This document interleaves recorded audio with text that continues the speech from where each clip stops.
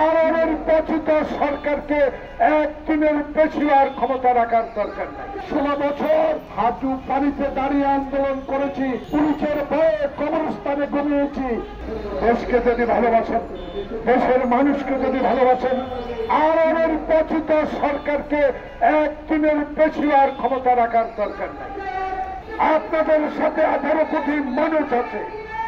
কারো কথায় কান না দিয়ে, কারো কথার দিকে না তাকিয়ে আপনি যে আশ্বস্ত করেছেন ফেব্রুয়ারি প্রথম সপ্তাহে দেশে নির্বাচন নেবেন, সেই নির্বাচনের ব্যবস্থা গ্রহণ করেন, নাহলে বিদেশি কাছে আপনি আশ্বস্ত হয়ে যাবেন। কারণ আপনি বিদেশিদের কাছে একজন গ্রহণযোগ্য ব্যক্তি। আপনার সমালোচনা আমরা করি না, করতে চাই না, কিন্তু বাংলাদেশে এই নির্বাচনের 3 মাস আগে যে অবস্থা পরিলক্ষিত হচ্ছে, যে অবস্থা সৃষ্টি করতে চাচ্ছে নির্বাচনকে ব্যাহত করার জন্য, সেই বিষয়ে আমরা কিন্তু ছোট দল নই, আমরা শহীদদের আদর্শের দল।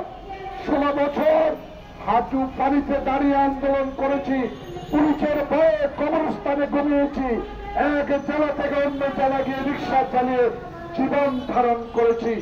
আমাদেরকে অবহেলা করে এই নির্বাচন নিয়ে যদি কোন সংশয় সৃষ্টি করা হয়, প্রতিহত করার মতো সৎ ইনশাল্লাহ বিএনপির আছে।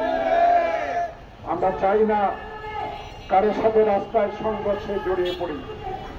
আমরা চাই না যারা আমাদের বন্ধু, যারা গণতন্ত্রের জন্য লড়াই করেছেন, যাদের নেতাদেরকে বিনা কারণে ফাঁসিতে ঝুলিয়েছে, যাদেরকে বিনা কারণে কারাগারে রেখেছে, যাদেরকে বিনা কারণে আয়না ঘরে রেখেছে, তাদের বিরুদ্ধে আমাদের কোনো অভিযোগ নাই।